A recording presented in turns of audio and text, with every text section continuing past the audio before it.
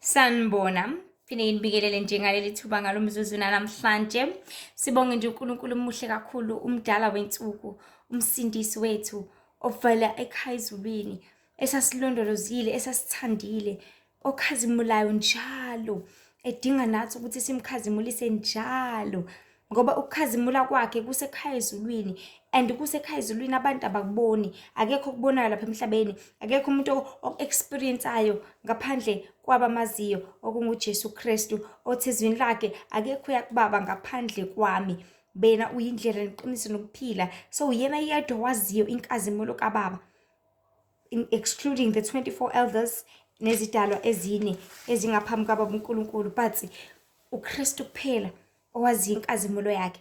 So udinga thina singabantu ukuthi le nkazimulo akhazimula ngayo ekhaya ezulwini, thina sikhazimulisa igama lakhe lapha emhlabeni, so that sizobonakala ukuthi ngampela mukhulu kangaka, ngampela wesabeka kangaka, ngampela ungcwele kangaka. Ngoba umdali wezulu nomhlaba muhle, uyathandeka, ungcwele. So the more kushunyayelwa izwi lakhe, the more abantu befinyelela ekwazini ngoNkulunkulu, befinyelela eqondeni ngoNkulunkulu, befinyelela ekuaplayeni izwi likaNkulunkulu, that is the more abantu bezo-experience ukuthi izulu kahle kahle likhulu kangaka, izulu kahle kahle limangaza kangaka, uNkulunkulu kahle kahle muhle kangaka. Ngoba abantu badinga ukuthi batshelwe ngezwi kaNkulunkulu, abantu badinga ukuthi bafundiswe ngoNkulunkulu, abantu badinga ukuthi bashunyayezwe, badinga ukuthi bayalwe. Well, it's very unfortunate njengamanje ukuthi sekwande kakhulu ububi, abantu sebeyihlalele enyameni, sebeyihlalele enkanukweni, sebelutheka baholwe imoya engafanelekile ebenza bagcine behlala esonweni, bengasakuboni kubalekile ukuthi basondelane noNkulunkulu. Kodwa uNkulunkulu akusho ukuthi useguqukile, akusho ukuthi inkazimulo yakhe ayisafani nayizolo, akusho ukuthi akasekho ngcwele kunayizolo, akusho ukuthi useshintshile, iqiniso alisekho kuyiqiniso, alisenguye, akusho ukuthi akasesegona ukhaya, akusho ukuthi akasenakho ukuthula, akusho ulutho. Usenjalo kakashintshi namhlanje. Yazi bantu baNkulunkulu, ngihlezi ngifisa ukuthi abantu bake bayibone inkazimulo kaNkulunkulu, bake ba-experience, because bantu it's all about experience lapha emhlabeni kahle kahle. It's all about ukuthi lokho sukuzwile wenzani ngakho khona uzobona ukuthi kuyenzeka ngempela yini. It's like umuntu mezokuyalela nga-something ethi unani une-rash, ubosebenzisa i-E45 noma usebenzise i-skin clinic noma usebenzise ukuthi ukuze ubone ukuthi kuyasiza. Uzobona ngani? Ngokuthi uhambe usithenga i-skin clinic leso ebese uyasi-apply la usi-apply khona, ukuthi uhambe ukuthenga lokho ebese uyakwenza ngesenzo sakho, so that you can see ukuthi nampela kuyenzeka, ngampela uqinisile, ngampela kunjalo. But if uzorelaxa nje ungahambi uyothenga i-skin clinic, uzowazi ngani ukuthi uqinisile ngampela? Because uzothi ubuka komunye obona esi-apply bese uthi hayi vele sihlukile, vele asifani, wena siyakusiza ngoba vele isikhumba sakho sikanje, mhlawumbe mina ngeke size singisize. But it's all about applying bantu bakaNkulunkulu. That is what abantu abaningi they always say. Athi umuntu hayi vele inkolo yabantu abakanjena, vele wena vele wena uzalwe nikholwa kini, vele nina nizalwe ku. It's not about that bantu bakaNkulunkulu, but it's about taking and applying. Because bakhona abantu abazalwe bekholwa, ama-BC born Christians, but thola ukuthi mase bekhula bavele babe worse kunabantu abangazalwanga bekholwa. Bazenza izinto zasemhlabeni worse 10 times more, bafebe more, baphuze worse, babheme worse. Uzubona ukuthi shuthi kahle kahle bevalele nje in such a jar, ukuthi ngelinye ilanga mewathi nje ngifuna ithuba nje encane mhlawumbe mengahlukana nabazali ngathi kuye university, athi phela ukuthi aphume ngiqabashiye ebese uyayifuna impilo yasemhlabeni njengoba injalo, ayilande fresh bese enza more and more. So abantu baNkulunkulu kuyenzeka uthola ukuthi umuntu ukhule vele azana noNkulunkulu, ukhule vele ekholwa esindiswe ehlengiwe enako konke, but ekhuleni kwakhe abone ezinye izindlela zingconywana kunale yakhuliswe ngayo. So it doesn't matter ukuthi ukhule emthethweni kaNkulunkulu, ukhule ekhaya likholwayo, ukhule ubaba wakho umfundisi, ukhule uma wakho umama umkhokheli, it doesn't matter. What matters is mase usukhulile wena wenzani ngeyakhe impilo, umlalela uthini uNkulunkulu, ukwenza nini lokhu akuyaleza ngakho, because iziyalezo zakhe they always come ngaso sonke isikhathi. It's all in a matter of lokho osukuzwile wenzani ngakho, lokho osukulalelile uyakwenza yini, lokho osutshelwe ngakho do you actually apply it? khona uzobona ukuthi kuyasebenza ngempela, khona uzobona ukuthi kuyasiza ngempela, khona uzobona ukuthi kuyikona. And singakhohlwa futhi ukuthi ngendlela esehlukahlukene ngayo akona konke okuzosiza omunye umuntu nawe ukukusiza, akona konke okuzolapha omunye umuntu nawe ukukulapha, akona konke it's like lento ifana nokuthi emzimbeni yethu sonke singabantu asinazo izifo ezifanayo, asinakugula okukodwa, asinakuphathi kuzokwenzeka thola ukuthi sibambe sonke iqueue esibhedlela, sibambe iqueue yakashukela. Mind you, lo seqaleni uthe bamba iqueue, mhlawumbe ubamba iqueue unesifo sashukela ukhulelwe. Lo wesibili ubamba iqueue unesifo sashukela, unesifo futhi somdlavuza mhlawumbe wesibindi, aphinde abe futhi neBP ngala, aphinde abe nestroke nanani. Lo wesithathu unesifo seshukela kuphela. Lo wesine unesifo sashukela mhlawumbe sisanda ngena kusawu type 1 or something. Akuzohluka but so into emele si-understand ukuthi lo qala nengabe nikezwe lamaphilisi kuzomela icashangelwe lengane ngithi. Even ngisho kuthiwa uyawaphuza but kumele awaphuze in such a way that there must be a consideration of ukuthi ukhulelwe at the end of the day.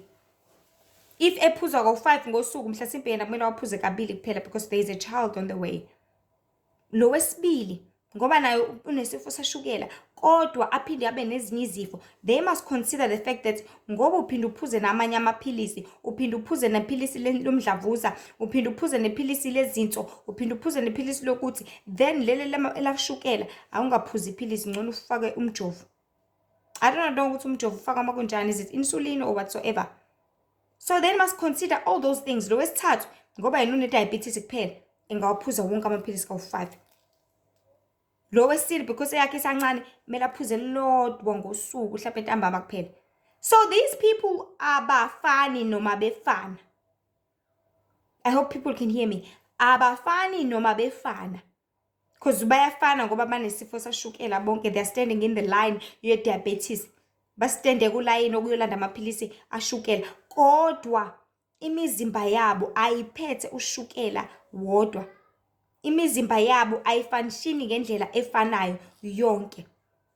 Omunye la ihlala khona kuyabanda kakhulu, omunye la ihlala khona kuyashisa kakhulu.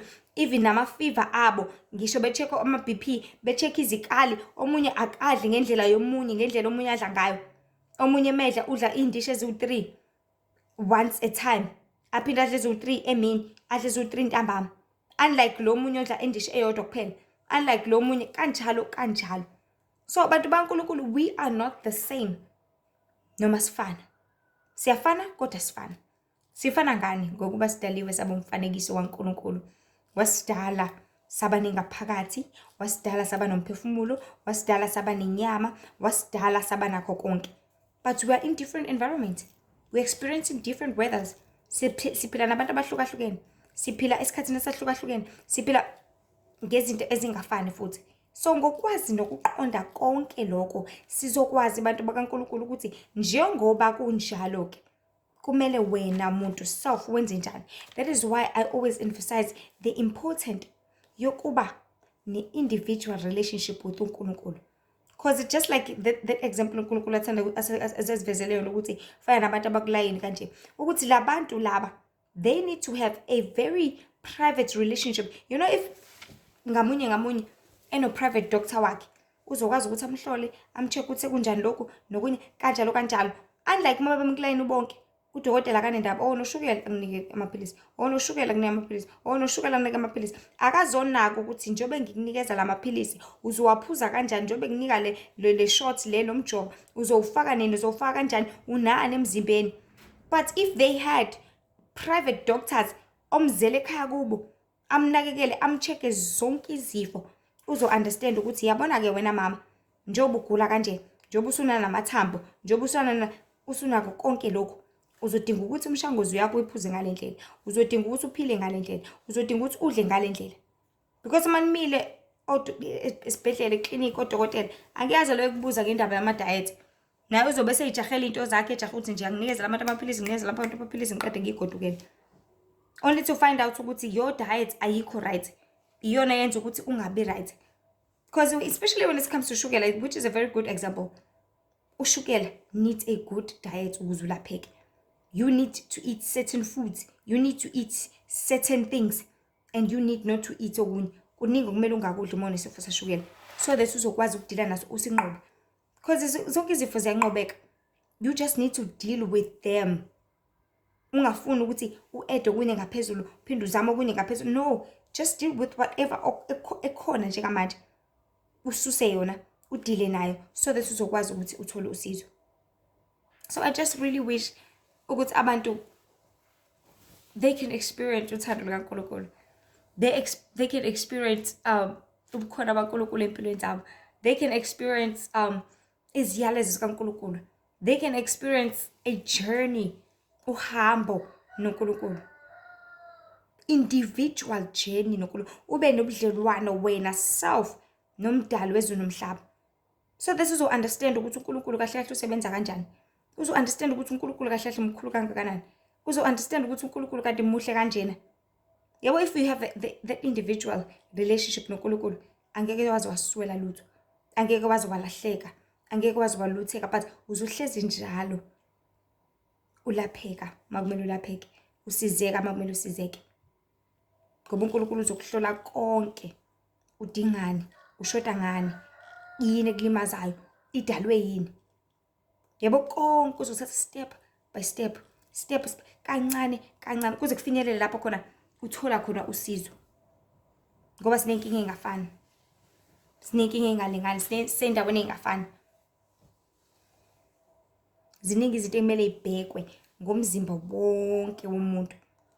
Like I was saying, kumele kubhekwe the environment ohlala kuyona, ukuthi fever yakho izoba kanjani, your temperature nanani. Kumele kubheke abantu ohlangabezana nabo, ukuthi what influence do they have, because abantu ohlangana nabo uzothi umunye idla lokho, athi umunye idla lokho, athi umunye nakongcono, athi umunye, you know. Ubheke what you can afford, because most people azathi umuntu ngidla ngale ndlela because this is what I can afford. Ngidla ngale ndlela because this is what my mother bought. Mina ngisebenzi ngingodla uma mayithenge lokho sidla lokho, ayikho into esingayenza siphoqelekile. Kubhekwe zonke lezo zinto. Kubheke ukuthi azikho yini ezinye izifo. Kubheke ukuthi uphila kanjani, kubheke ukuthi mentally, because umuntu engaba mentally disturbed ngenxa yabantu aphilisana nabo. Let's say for example umntwana nje esikoleni, they can be disturbed ngenxa ukuthi izingane zihlezi zimhleka, zithi wena njalo nje uhlezi uyisidomo, uhlezi ukuthi nothisha bamshonise nale. They can be mentally disturbed. But if elapha eklinikhi ebhizi nefoni yakhe elindile kulayini, no one will know that, no one will understand that, no one will see that. But uthola ukuthi khona lokho kuba disturbed kwakhe okumenzele iBP yakhe yazi yanyuka. Isona lesi stress anaso esize senza ukuthi i-blood pressure yakhe i-escalate ngendlela eyisimanga. The influence anayo athi umuntu ungakudla ukuthi kanti yena ila idinga khona emzimbeni wakhe. The influence ekhona thiwa idla ukuthi kanti ila umzimba wakho ungayidingi khona ngempela leyo nto. The friends around bezothi sihambeni siyophuza kanti yena unesifo sesibindi, bamphuzise aphuze naye nangempela lesi sibindi sakhe bese siyaburna ebese kulimala yena. So kuningi abantu baNkulunkulu, we need to look at all those things, but azibhekwa in most cases, azicatshangwa in many places. The only time ongakwazi ukuthi ukubheke konke, it is when you have an individual relationship with uNkulunkulu. Ngoba uNkulunkulu ubheka konke, ubuka ingaphakathi lakho, abuka umzimba wakho, ahlole ingqondo yakho, abuke yonke into, akubhekele kona konke. And one thing engithanda ngoNkulunkulu, yazi makumele abe udokotela, uyaba udokotela ngokuthi akukhethele your diet. Makumele abe umhlengikazi, uyaba umhlelikazi ngokuthi mangabe ugula ungekho right, akutholele nje abantu abazovele basuke bezokunakekela. That is the hand of the Lord ngaphezulu kwempilo yakho. Makumele abe uthisha, the Lord can be a teacher ngokuthi akufundise izingoma yaNkulunkulu, uthi alifunda iBhayibheli uvele ufike lo-understanda. Kuvele ngaze kudlala imuvi endlebeni zakho. Noma umfundisi ethi yashumela uvele uthi ngiyamuzwa, yazi ukhuluma iqiniso, yazi ukhuluma ukuphila, yazi ukhuluma into engiyidingayo. Mofuna bommeli nangu uJesu Kristu uyakumela, uyasimela phambi kwaNkulunkulu njengamanje. But nala emhlabeni mofuna bommeli, bengathi abantu sebekushushisa, sebekushaya kuthiwa uvele qhamuko yedwa athi ngiyayazi lengane iqinisile, ngiyamazi usibani bani ukuthi nokuthi kukhona nomunye kanje. ngiyamazi akantshontshanga, akasoza kwenza lokho. The reason why nisola yena, it is because loya ontshontshile uyena upende yena. Kuqhamuke nje just one. So uNkulunkulu uyaba ummeli makumele, uyaba i-financial advisor kuwena empilweni yakho. Uthi la usuyibekile imali wayikhulekela uthi Nkosi, ngiyacela ukuthi le mali isebenzele okufanelekile. Ngiyacela ukuthi ngiphe ukuhlakanipha. Umholo wami ukathi kumele sibonge kakhulu ukuhlakanipha okuvela enkosini, ukuthi sikwazi ukuthi uma sinemali sazi ukuthi sithenga izinto esizidingayo, sazi ukuthi sithenga izinto ezifanelekile. Ngoba bakhona abantu abathola ukuthi they have all the money in the world kodwa akakwazi ngisho ukuthenga impuphu, akakwazi, akanalo ngisho iphenti eli-right, akanayo ngisho i-underwear, amasokisi akadabukile, kodwa behola mhlasimpe 6,000 ngeviki. So ngisho kuthiwa into ebalulekile ukuhlakanipha, because you can put umuntu ohola 6,000 ngeviki ebese ubeka umuntu ohola 3,000 ngenyanga. Uthola ukuthi lo unomuzi, mhlawumbe uney'mbuzi, uney'nkomo, uney'nkukhu, lo akanalutho. Mhlawumbe unaloya one room nje one-aluminium, ofithiwe, ufithi sound, wafaka whatever, ama-disco, wanombhede ka-50,000, wanosofa ingqovu khona lana, wane-TV, one room. Kodwa uthola ukuthi ekhaya kuba uma wakhe ukhala isimayemaye, noma ugogo wakhe ukhala isimayemaye, or abantwana bakhe akenendaba nabo, laba bawu-12 angabanakekeli. So ukuhlakanipha kuvela enkosini, kokwazi ukwenza izinto ngendlela efanelekile, kokwazi ukwenza izinto ngendlela eyiyo, kokwazi ukwenza izinto ngendlela ezoba usizo kuwena. So abantu baNkulunkulu bengithanda ukuveza kakhulu ukuthi singabantu kumele sihlezi sazi siqonde ukuthi konke kwenzeka ngoNkulunkulu. We need him to be full force, abe 100% empilweni zethu khona ezokwazi ukusisiza silekelele. Simdinge la eduzane nathi ngaso sonke isikhathi. Simdinge la eduzane nathi mihla yonke yokuphila kwethu. Khona ezokwazi ukusisiza kuyona yonke into. Not uNkulunkulu will come ezulwini azohlala nawe, cha. But uzothumela umoya wakhe, umduduzo, umoya weqiniso. Lowashiya nawe uJesu Kristu. Wathi nangu umduduzo, umoya weqiniso.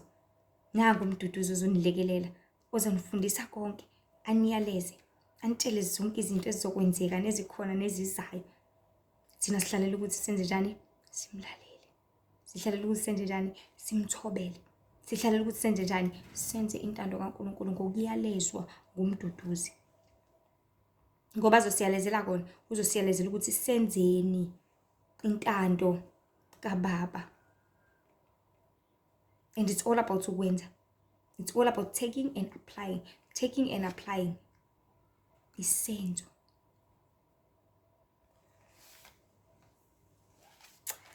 So isihloko sethu namhlanje sithi konke kuyenzeka, kholwa nguJesu.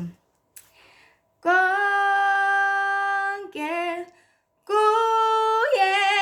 kuyenzeka, kholwa nguJesu. Konke kuyenzeka, kholwa nguJesu. Ebese I think is it bathi yini lento lena i-voice, i-round voice or whatever lento esikhuluma eredweni noma iphimbo lisuke edlula ngaleso sikhathi or TV or whatsoever, elithi okungenzeki kubantu kuyenzeka kuye, okungenzeki kubantu kuyenzeka kuye. Ngeke ngithi mina the reason why kuze kungenzeki kubantu it is because abantu basuke bengafuni vele. Abantu vele bayaguquguquka ngaso sonke isikhathi.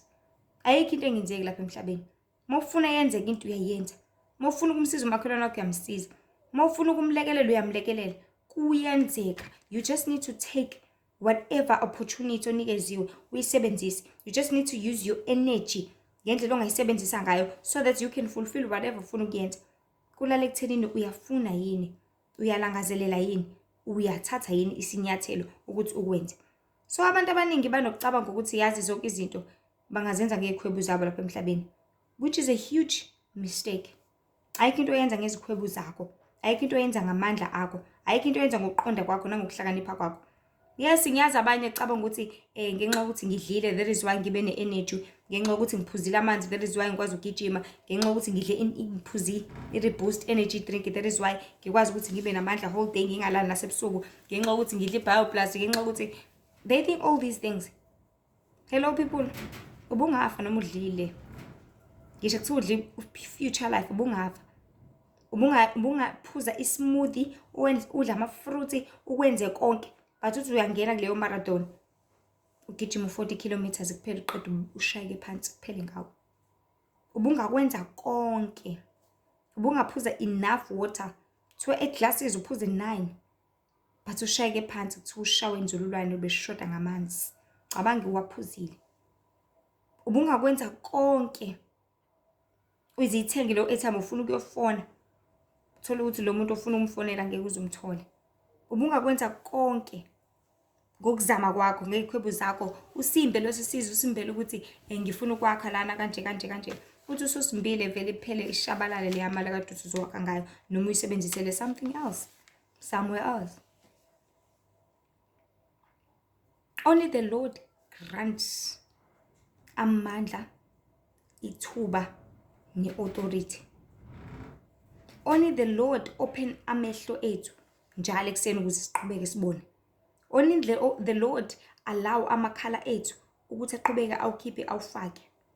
Only the Lord help imilomo yethu ukuthi iqhubeke ikhulume, amaphimbo ethu, izindlebe zethu ukuthi ziqhubeke zikwazi ukuthi zilalele njengoba zazilalelile ngayizolo nangakuthangena ngalela langa. Only the Lord ukuthi izandla zethu sikwazi ukuthi ziqhubeke zisebenze, zikwazi ukuthi ziwashe, zikwazi ukuthi zikwashe izitsha, zikwazi ukuthi zibonde uphuthu, ukwazi ukuthi uxove, ukwazi ukuthi uthunge, ukwazi ukuthi wenze ubuhlalo, ukwazi ukuthi upede, ukwazi ukwenza konke. Only the Lord grant an authority, namandla ukuthi ukwenze lokho. Because ungathi kade uxove izolo, namhlanje uvele ngapha kusenzeke. Ungathi kade uhamba izolo, uvele ushibilike ukwenyuke ngakusasa usakwazi ukuhamba. Kuningi okungenzeka, kuningi okulindelekile, kuningi okukhona, kuningi futhi ukuhlezi kushwankathela kusondela kufuna ukuthi kube ne-bad influence, bad impact ezimpilweni zethu singabantu. But the question is,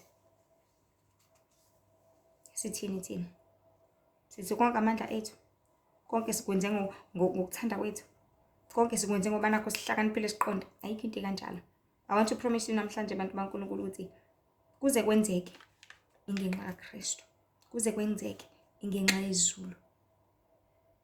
Because ziningi izimpi ezilwiwayo lapha emoyeni, kuliwe izimpi ngawe. Abasethe uSathane uyakudonsa noNkulunkulu akudonse. Kanjani na? Isitha mhlawumbe kufika umuntu ezoshumayela lapha ekhaya, wena nje uyihlalele kamakhelwane uthi athi ngiyobona usubani, isitha sikudonsa sithi ungayi, bese uyacabanga ukuthi ish kombe kumele ngibeke right, uphinde uthi ish kade ngamgcini, uNkulunkulu yakudonsa ufuna ukuthi uyolalela le yantshumayelo. Isitha silo sithi hayi bopheka wena uzodlani, ubuye uthi hayi vele nje angakalambi, vele ngidla late kusawu3, hawu ngisazopheka vele sidla ngabo 8. Sikudonsa isitha sithi hayi bopheka, siqamba mangisithi uzohamba ugesi, ubuye ucabanga uzohamba ugesi uthi hayi vele nginegesi. Akudonse noNkulunkulu athi yes unegesi, woza uzobona umngane wakho kusakhanya, mhlawumbe ngahamba nje futhi u-off namhlanje kuphela. Sabathe isitha sekudonsa noNkulunkulu yakudonsa, isitha sekudonsa noNkulunkulu yakudonsa. Abese kulalaphi ke? Abese kulala ekuthenini ugcina uthobeleke ibani. So ziningi izinto esizilwa lapha emhlabeni, spiritual, uzilwe unganakile, uzilwe ungaboni, bese uthi wenze ngamandla akho, ngokuhlakanipha kwakho, ngokuqonda kwakho, ngemicabango yakho. Akunjalo. Sengikubonile kakhulu ukuthi the reason why abantu bayitshela ukuthi konke kwenzeka ngokuhlakanipha kwabo noma kwenzeka ngamandla abo, it is because abantu basagcwele umina. People banomina this, banomina that. Mina yazi ukuthi hey yazi kahle, yabona inkomo zami, yabona inkukhu zami, yabona imali yami, yazi mina nginemali, yazi ngisanda kuthenga osofa, yazi ngisanda kugana, yazi mina this, mina that, mina this, mina that. That is why yonke into becabanga ukuthi ingabo abantu lapha emhlabeni. That is why becabanga ukuthi impilo, it is just revolving around them. Everything is all about them. Everything is all about abangani. Everything is all about bafisa. It's all about akukho njalo. Akukhona. ukhona ophethe impilo yami, ukhona ophethe impilo yami, noma befa engazana nabo, ukhona ophethe impilo yami.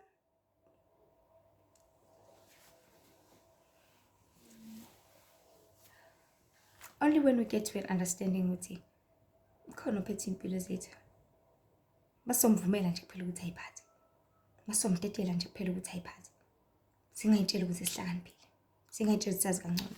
Yabona, uma usazazi wena usazitshela ukuthi wazi kangcono noma wazi kakhulu, ngifisa ukucacisela one thing ukuthi ilapho usungazi khona lutho, ilapho usungaqondi khona lutho. Yingakho nje nomzali ekhaya umyalezo umntwana, because yabo everyone etshela ukuthi usefinyelele kwazini, ingale nkathi ungakafinyeleli inhlobo, awakazi lutho. Masuthi hayi sengiyama ke manje, ingale nkathi ungazi lutho. But bathi lapha emhlabeni umuntu ufunda aze afe, because we experience different things each and every day. Kwenzeka izinto ezahlukahlukene ngazo zonke izikhathi, zonke izinsuku. So never tell yourself ukuthi sengifundile, sengiright, sekwanele, because ila ungakazi lutho khona. But always be in a position lapho khona ulindele ukuthi absorbe everything, ulindele ukuthi ukudonse konke. Fana nomzimba wakho uhlezi ulindele ukuabsorba, ngithi absorb ukudla, absorb amanzi, so that uzokwazi ukuqhubeka ufunction. Nengqondo yakho ihlezi ilindele ukuthi absorb ulwazi, so that uzokwazi ukuthi uhambe ngakho ngokuhlakanipha lapha emhlabeni. Because izinto ziyaguquguquka, izinto ziyashintsha kakhulu ngendlela esimanga kulezi zikhathi esiphila kuzona. Ngokushintsha kwezinto kuzomela nathi si-understand ukuthi kumele mhlampe sishintshe indlela esenza ngayo, sishintshe indlela esicabanga ngayo, sishintshe indlela izinto esenza ngayo, ngoba kusafana naqala. Akusafana nangenkathi kusaphilwa ngokutshala, kuthandana, kubunguzwa, kubumbwana, kuhlanganwa, makushoniwe, kuthwaliswane. Njengamanje akusekho njalo. But we still need to find a way to maneuver around emhlabeni khona kunjalo, because abantu sebeluthekile and bavumile, and there's nothing we can do about that. The only thing umuntu angayenza ukuthi azisize yena, the only thing umuntu angayenza ukuthi azikhulule yena, because it's all about you. Uzolala wedwa ethuneni, akekho uyolala nawe, bonke babe bekuvalelisa, bonke babe bethi awu ayilungile, awu engeve kuthanda ukuhleka, awu engeve ukuthi nokuthi, bese bakuvalelisa. Kwa umzala akasho ukuthi ngicela ukuhamba naye umntanami bakithi, uvela athi nje uhambe kahle mntanami. Kwa uthandana naye usuke segoyile lapha emawe wesifazane, owesilisa usuke esangene la esuke sangene khona. So kumele hlezi sazi ukuthi akukho esizenzela kona ngamandla ethu bantu baNkulunkulu. Ngale nkathi usayitshela ukuthi uhlakaniphile, ngale nkathi ungazi lutho. Wahlala phansi unqabashiwe utshela ukuthi uhlakaniphile, ubona usabona abangani, usabona izinto, usabona konke, usafuna uku-experience, usezwe kuthiwa ukuthi usafuna ukwenza. Umzala vele athi okay, miyekeni kuyomqoqa ukuhlwa, miyekeni uzoba right. Usazibona ehlakaniphile, usazi konke yena, akakwaziki, kuzomqoqa ngempela ukuhlwa. Uyobuya ngelinye ilanga esekhasa ngamadolo makuthi uyoba naso kwayisibindi, ngoba usuke engakafuni umuntu ukuzwa ezitshela ukuthi uyazi noma abantu ahlangene nabo bayazi. So ngithi mina yonke into esi-experience lapha emhlabeni, uNkulunkulu ukhona phakathi, uNkulunkulu uyangena phakathi. And the Lord has confirmed many cases ukuthi ungena kuyona yonke into, ungena in each and every aspect ey'mpilo zethu. Ungena kwayesesikhwameni sakho uwallet wakho, ungena kwayesefrijini lakho ekudleni kwakho, ungena kwayesekhabethini lakho ukubona konke okukhona, ungena kuyona yonke into. So u-apply kukona konke, and the more apply uNkulunkulu kuzona zonke izinto, dinga ukuthi simmeme kona konke. Sithi apply ngene efrijini, uzodinga ukuthi ukhulekele njalo ukudla kwakho, ukhulekele igrosa yakho. sithi apply ngena ku-wallet wakho, pray for your money. Sithi apply endleleni zakho zonke, ucela uNkosi ikuvikele uyogibela ibhasi, uyogibela itekisi. Mumeme njalo kukona konke. Uphuza amanzi wabusise, udla ukudla ukubusise, uyahamba uzibusise, uyalala ukhuleke. Revolve around everything. That is why ama-examples ezinto ezenzakala lapha emhlabeni ziveza ncamashi ubukhona bakaNkulunkulu. So as I was saying, kufana exactly njengakubaNkulunkulu, njengoba umzali suke ededela ingane ethi okay hamba ke juba bawuchutha phambili. NakuNkulunkulu kukanjalo. Ife kuyalezile nalezwi lakhe, enza kanje, enze kanje, wenze kanje. But unukubona lokho kungesho lutho. Ukushaya indiva wenze ngokuthanda uwe. Usalalela izwe, usalalela abantu abakhona, awukakalaleli umoya kaNkulunkulu nezwi lakhe. Then uzokudedela nje. Khona uzobona. Khona uzokuchutha. Khona uzobuya ubuyele ebukhoneni bakhe. Because the Lord udedela izinto eziningi zenzeke empilweni zethu so that sizophenduka. So that sizokhumbula ukuthi hayi ngeke. Sishiye isihlangu sethu thina. Sishiye ubaba wethu thina. Yazi sishiye indawo ephephile. Sishiye ubaba osiyaleza, ubaba osisiza osenzela konke. That is why no-Israel bawudedela ukuthi wehlelwe izinhlubo, bawushaye, bawudwengule, bawugulise, bawenze konke. Bese uyakhala u-Israel aphinde uNkulunkulu abuyele kubona. Phinde futhi bamhlubuka uJehova. Phinde bakhala, phinde futhi abuyele kubona. Kwakudlala lo mdlalo lo. Nathi ke ngokunjalo siphila esikhathini lapho khona uNkulunkulu ededela inhlubo, ededela usizi, ekudedela konke ukuthi kusinethe, kusishaye so that sizokwenza njani, sizobuyela kuye. Sizomfuna esatholakala, sizombiza saseduzane, sizokwenza intando yakhe, sizofunda futhi.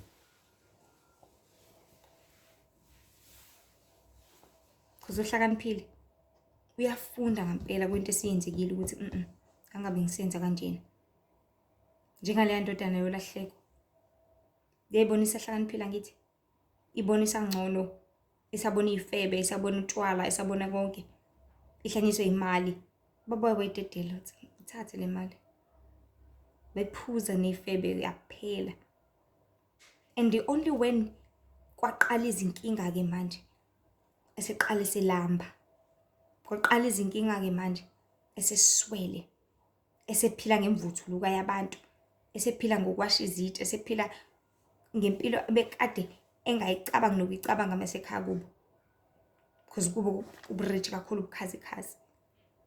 So only when sekumqoqa ukuhlwa, he realized ukuthi yazi mina ekhaya bengalambi kanje. Yazi mina ekhaya lokudla ngikudla la kudliwa izinja.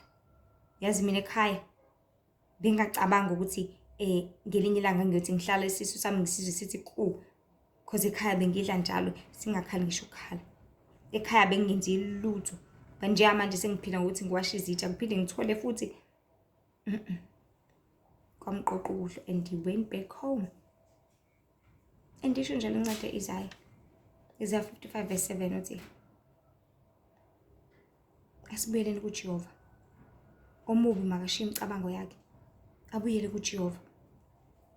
Ngokuba uyakwenza ukuthethelela kube kukhulu. That's what the Lord wants to do. Uyasho ukuthi woza ngizokuthethelela. Woza ngizokuxolela.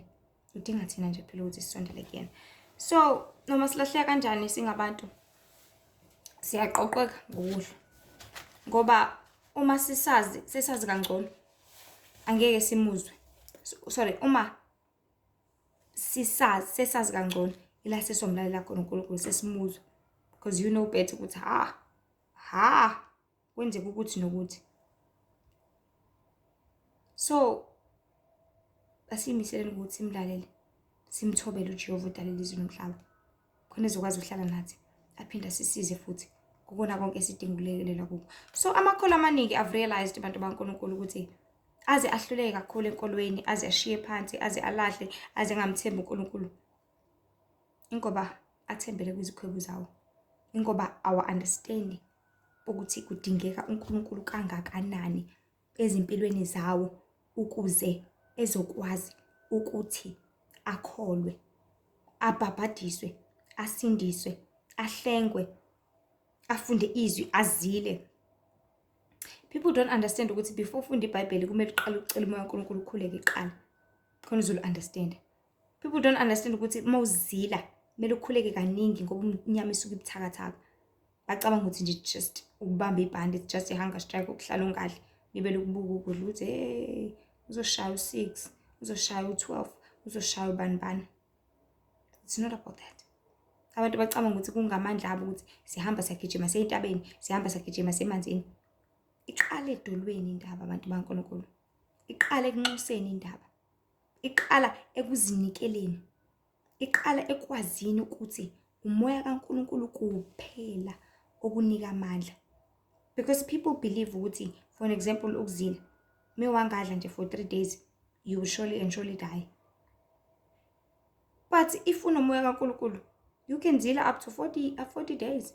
You can zila up to more than that. You can zila all 14, 21, 7 days, 3 days wona loyo. Ungaphuzi amanzi, ungadli ukudla, ungathinti lutho. But in that meantime, akudingi ukuthi libe lihlala ubuka abantu uthi hawu bayadla, isikhathi sokuthi unxuse ukhuleke. Because ngale nkathi uyitubile inyama, usuke ufuna ukunxusa ngithi, usuke ufuna ukukhuleka ngithi, usuke ufuna ukulahla whatever usuke ufuna ukuyilahla, usuke ufuna uNkulunkulu akupha amandla in whatever aspect la ufuna ukuthi usizakale khona. So it's all about uma uNkulunkulu esekuyalezile ngalokho ukuthi enza kanje wenze kanje.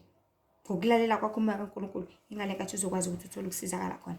Umoya kaNkulunkulu kuphela usipha amandla okwenza konke. Mawukhulekile usuke ekhaya uthi uyahamba, umoya kaNkulunkulu kuphela okulondolozayo okuzungeze.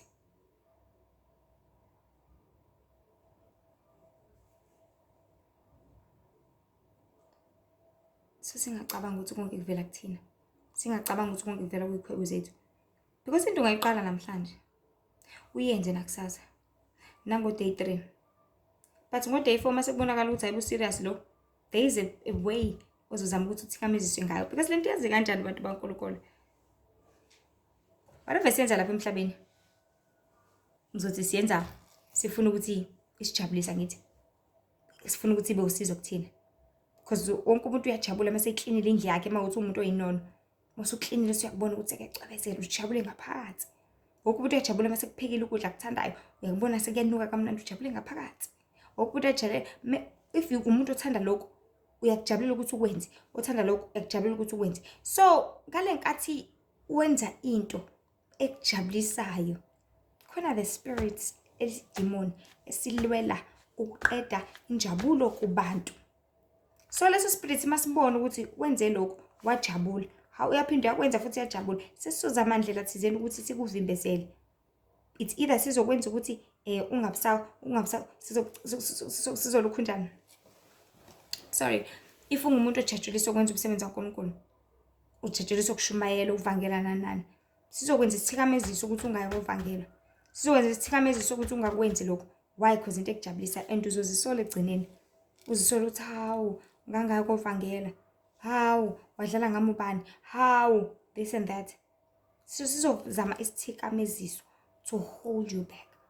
But ngoNkulunkulu osithanda ngomoya wakho weqiniso, asitshela kona uJehova ukuthi ngamandla ami, ngomoya wami akukho engeke kwenze. Thina sidinga ukuthi sinxuse sikhuleke. Pray for consistency empilweni yakho.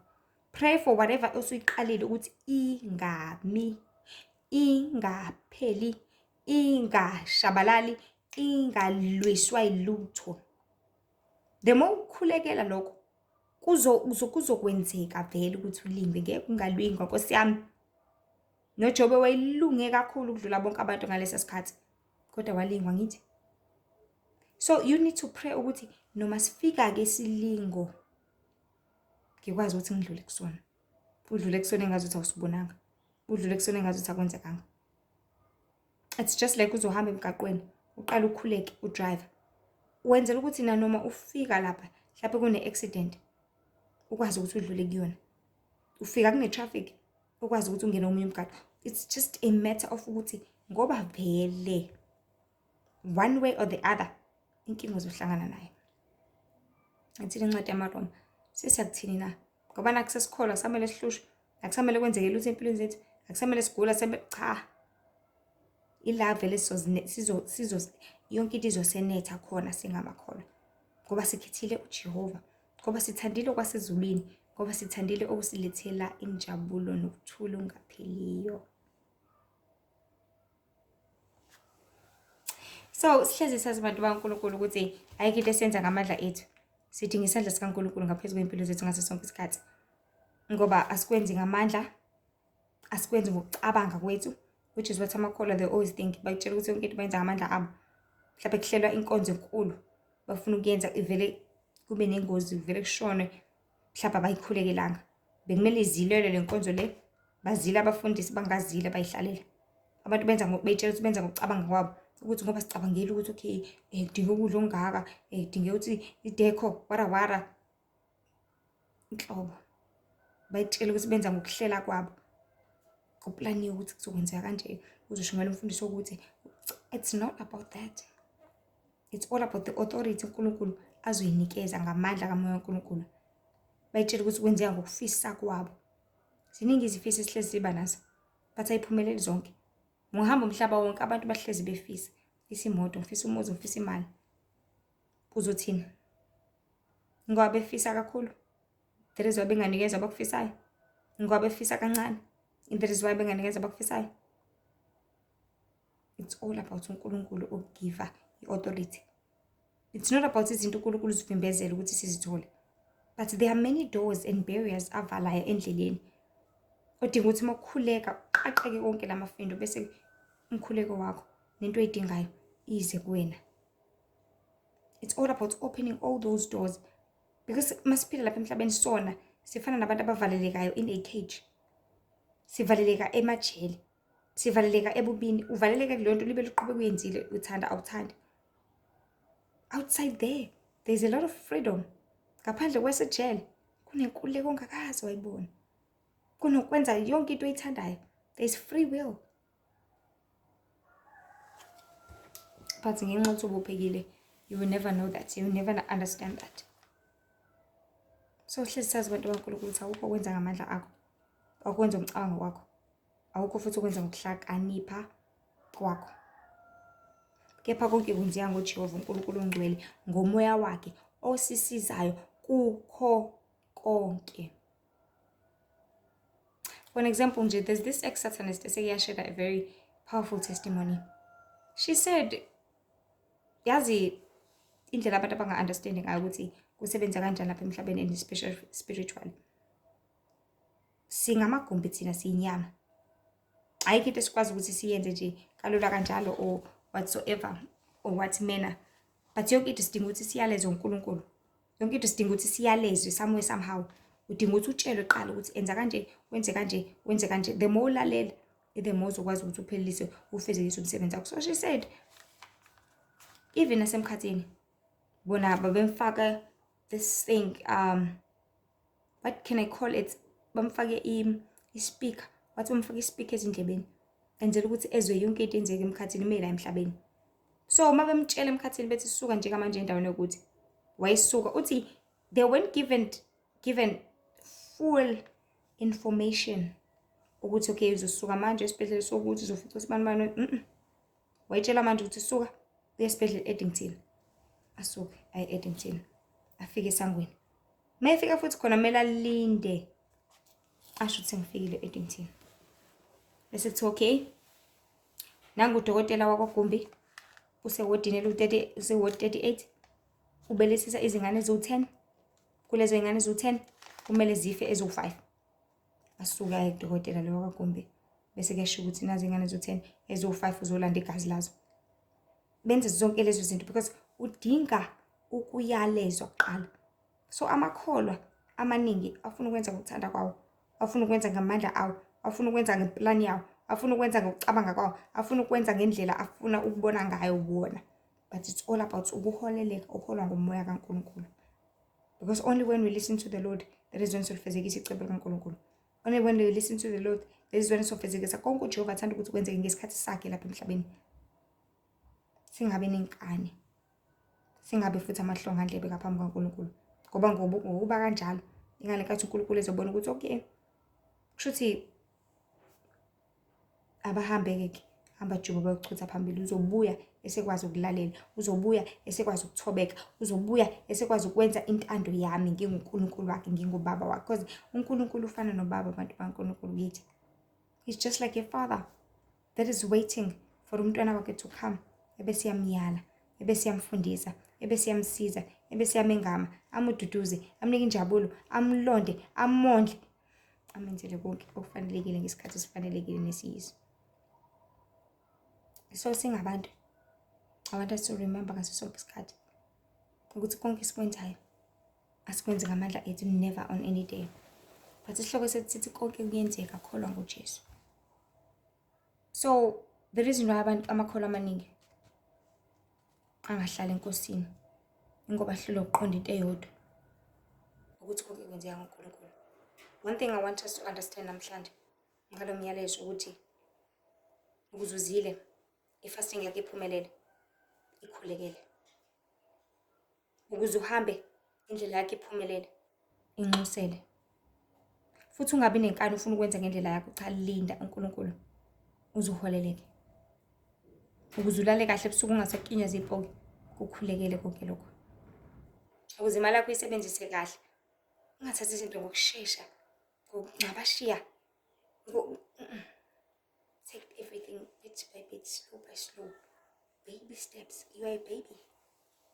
Hlezi sazi futhi ukuthi kumele silinde ukubekezela uNkulunkulu. Because uNkulunkulu ngeke uze ubone ukuphendula kwemthandazo yakho uma wena ungeke eduzane naye. Uma wena uziqhelanisa naye. Uma wena uziphilela impilo yakho oyithandayo. Udinga usondele eduze kwakhe. So that uNkulunkulu ezokwazi ukuthi akuphendule bese eyibona impilo zomthandazo wakho. Because uma uzothi chopho, khuleka mothanda. Chopho, ukhuleka bakhumbuleni. Chopho, awuyi ngisho enkonzweni. Chopho, uzithukela inhlamba ngendebe zakho. Chopho, uyazihlebela kuningi okwenzayo okungcolisayo. Kuzobe inkinga lokho ekutheni umthandazo wakho ufinyelele ekhaya ezulwini. Kuzobe inkinga futhi ukuthi izulu mase lifuna ukuphendula, because there are many spirits asuke kurevoltile wena egroundele ukuze ungalingi wambona uNkulunkulu. Influencing your brain, influencing your mind, influencing wena self. Because ubumnyama buyabona umuntu esesondele ekhanyeni, busheshe bumdonsa. Hayibo, buya lapho wena, hayibo. Ngakho-ke kumele sikwazi abantu baNkulunkulu ukuthi konke kuyenzeka enkosini. Kuphela abantu badinga ukuqinisa ukukholwa kwabo ngethemba eliphelele, bethembele enkosini ngakho konke, ukuze uNkulunkulu ezobapha amandla abawadingayo ngomzuzu nangesikhathi esifaneleyo. Uma kungenjalo bazohlezi bezama. You always gonna be constantly trying. Ngiyazama. Hawu Nkosi yami ngiyazama. Bayohlezi bezama, behluleke futhi. Bayoze bagcine sebephelelwa ukukholwa, baphelelwe ithemba, bamshiya uJehova. Baze bamdele futhi bamulahle uJehova uNkulunkulu wabo ngoba indaba isekulaleleni ukuze uzosurvive ungumuntu. Everything is all about ukulalela. Yabona esikoleni uma ulalela uthisha uyasurvive. Ngoba lento ayisuke yisho uyayizwa, uyigcine bese uyayisebenzisa empilweni yakho. Yabona emsebenzini usanda kufika kuthiwa lalela imanager, wayilalela uyasurvive. But uma ungayilaleli izosho ukuthi ayilesisebenzi lesi so 1 or 2 no 3 and then sheshe kuphelele indawo. Yabona in the interview, in spaces la kuthiwa khona lalelani-ke thulani ningaba ngumsindo. Waba ngumsindo wena, you can be chased out ukuthi okay shothi awuhloniphi, awulaleli. Listening is a skill. Listening is very important. Uyingane uvakashile komalume, uvakashile komzala, uvakashile ehlotsheni. To survive ukuze uhlale labo kumele ulalele. Makuthiwa la ekhaya sidle ukuthi ungasho ukuthi ekhaya thina just listen. Ask nicely ukuthi kungani singenzi kanje. Ubuze kahle and show ukuthi you are intending ukuthi ngaso sonke isikhathi ucomply, because it's all about compliance.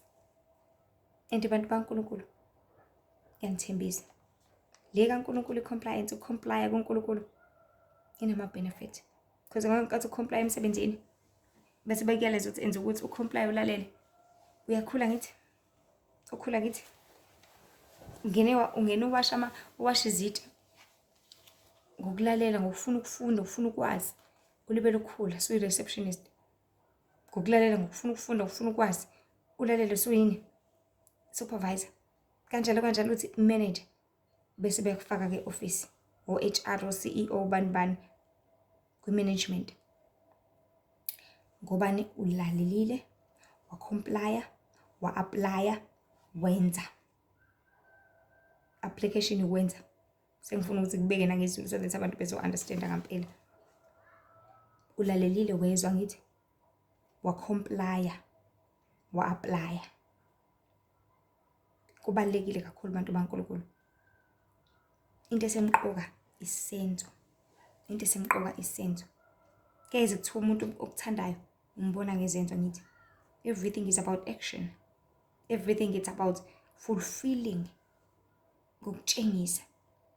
Not ukukhuluma kuphela. Not ukucabanga kuphela. Not action. Bake bazi bathi action speaks louder than words. Action speaks louder than words. Izenzo zikhuluma kakhulu ukudlula amagama. So engizama ukuveza abantu baNkulunkulu ukuthi konke kuyenzeka. ngoKristu ningagive up enkosini. Ningalahli ithemba. Nithi hawu sengikhola iminyaka emingaka kwenzeki lutho. Bese abantu abanye beze belahla ithemba, baze bayinikele ezangomeni, bayinikele emadlozini, bayinikele kuzonke lezi zinto. Ngenxa ukuthi abalenzanga izwi. Balizwile kuphela. Bathi hayi siyakhola singabazalwane, they were just attending.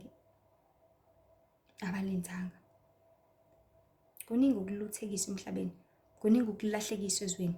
Kuningi ukusuka kuNkulunkulu. Ikakhulukazi lesi sikhathi siphila kusona njengamanje. Whereby isitha sibasusa abantu bengakamazi ngisho ukumazi uNkulunkulu. Sisheshe sibasuse enkosini.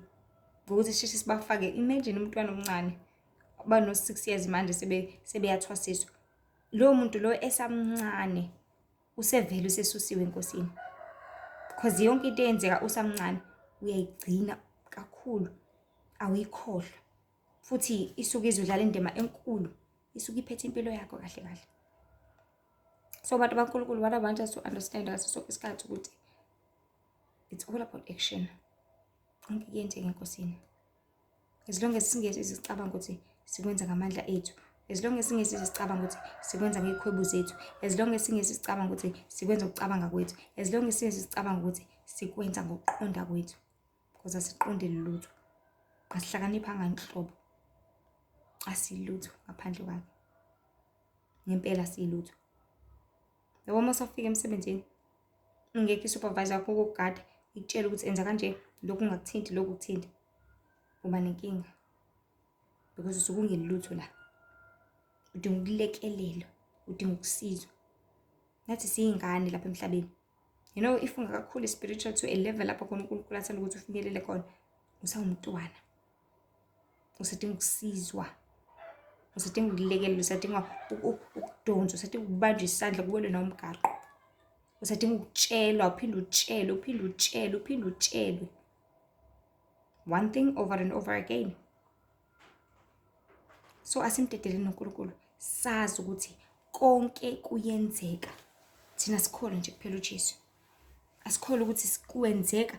Futhi ngifisa ukucacisa kakhulu ukuthi not just ngoba konke kuyenzeka, but konke kwenzeka ngaye. Because singasho ukuthi hayi konke kuyenzeka. Kwenzeka ngobani? Kwenzeka ngawe ukuthi ujimile. Kwenzeka ngawe ukuthi ureste enough. Kwenzeka ngawe ukuthi udle enough. Kwenzeka ngawe ukuthi uphuze amanzi anele. Kwenzeka ngawe ukuthi ufunde enough usuzokwazi ukwenza lo msebenzi. Never. Kwasesikoleni uhambe evarsity ufunde, but kwi-inserve dinga umuntu ozoba la eduze kwakho. Dinga umuntu ozoba la akutshela coach akwenzise yonke into. La uNkulunkulu ke kanjalo. Sidinga uNkulunkulu ukuthi abe la to coach us, to help us. Asiyaleze. Aphansi uNkulunkulu sekubona ukuthi you are fit enough, you are old enough. Usungayidrivela le moto yakho. Because noma ufunda ukudrive ngithi mela be la udriver wakho. Ukuze mokwenzeka kwenza iphutha That is why naye eba nama-pedals wakhe. Makwenzeka usuhlula ethe shaya ibreak wena wavela wanyathela i-accelerator kakhulu, ayibambe yena ibreak. Akusize uze ujwayele, uze wazi, uze ukhule. Nakithi kukanjalo, nasenkolweni kukanjalo, naNkulunkulu kanjalo. Kudinga ukuthi simdedele, asifundise konke njengoba uKristu washo. Bathi ngisho inodwa, kepha ngishiya nomduduzi, umoya weqiniso ozokunifundisa konke, ngoba yena wazi konke. Futhi ngoba naye azi onke, ingoba uthatha kukaNkulunkulu, uthatha kokusezulwini, udraw information straight from the source, ayilethe kithi lapha emhlabeni. That is why kushunyela izindaba ezinkulu namhlanje. Sitshela ngezinto ezokwenzeka because yonke into yaziwa izulu, ibonwa izulu. Bese izulu liyathatha ulwazi lizodeliver kuthina. Thina sidilivela abantu abangaboni, abanganakile, abangaqondi. Bese sihlalela ukuthi sikwenzeni sonke uNkulunkulu asebenza ngakho. Sihlalela ukuthi siphileni sonke impilo efanelekile, engcwele, njengoba uJehova umdali wezulu nomhlaba esiyalizile. So sikwenza konke ngaye, kwenzeka ngaye umoya kaNkulunkulu, kwenzeka ngaye uKristu, kwenzeka ngaye osiqinisayo, kwenzeka ngaye osisindisayo, kwenzeka ngaye umhlengi wethu. Umhlengi wami, umhlengi wami, uzoba nami, uzoba nami, uzoba nami, nangale kwethuna. Ngabe umhlengi wakho? Ngabe uyazi yini? Unesiqinisekiso yini sokuthi kwenzeka ngaye? Ngabe ukholwa ngokweqiniso na? Ngoba konke kuyenzeka, but kudinga wena ukuthi ukholwe ngoJesu, ngoba kukho okungenzeki kuye, okungenzeki kubantu kuyena kuyenzeka 10 times more. Kulala nje ekuthenini wena usondela kangakanani kuyena, kulala ekuthenini wena umlangazelela kangakanani, kulala ekuthenini wena uzinikela kangakanani. Because ingane ephasayo, ingane efunda nama-extra classes angithi, ingane engena nakuma-weekends angithi, ingane yenza ama-research idike deep, yenze konke. But lobo esikoleni athathe ubhaka ulahle lapha, ahambe ejola, ahambe ebholeni, akline, apheke, enze konke, akhohlwe incwadi. Ungamkomparisha kanjani kunalo ozinikelayo? Ubakomparisha kanjani kunalo ufunda njalo 24/7 ubhizi uyafunda? Ngithi ihaba-ke njengamanje. So you cannot compare those people, but the only thing engifisa ukuyiveza ngalokho ukuthi ukuthola konke ngokuyinikela kwakho. So konke abantu baNkulunkulu kuyenzeka. Kholwa ukuthi kuzokwenzeka. Ungagcina ukukhola, ulinde. Because abantu abaningi they lack understanding ukuthi kumele ulinde kangakanani. You have to wait. Ungafuni ukureceive impendulo ngesikhathi sakho, ungafuni ukureceive whatever. Cha, just kholwa, believe. Be still and know that I am God. Thula wazi kingo Thixo, thula wazi kingo Thixo. Azi ukuthi unguThixo, azi ukuthi unamandla, azi ukuthi kwenzeka ngaye kuphela konke. To survive, you can only survive by yena. So bantu baNkulunkulu asibuyeleni enkosini, sikhole, sazi ukuthi konke kuyenzeka ngoJesu Kristu. Masibuyele kuyena, sihlengwe, sisindiswe, sibhabhadiswe, ngoba umbuso wezulu ususondele. Nkosi nipha amandla niqinise, nimeme yena njalo kuyonke into njalo, ngoba kwenzeka konke ngaye kuphela. Nkosi busise ufunda wezulayo manje siphakade. Amen. ungakhohlwa ukuthi uNkulunkulu uyasizonda isono. uNkulunkulu uyabuthanda bungcwele. Ezinye inkundla zokuxhumana khona nje uTikTok uLihle Ithemba, Facebook Lihle Ithemba Mzobe, Instagram Lihle Ithemba Wendy with I am Mzobe, and then here on YouTube uLihle Ithemba Mzobe. Inkosi benani konke kuyenzeka enkosini. Kholwane ngoJesu Kristu, eniqinise nisibekele manje uze phakade. Amen.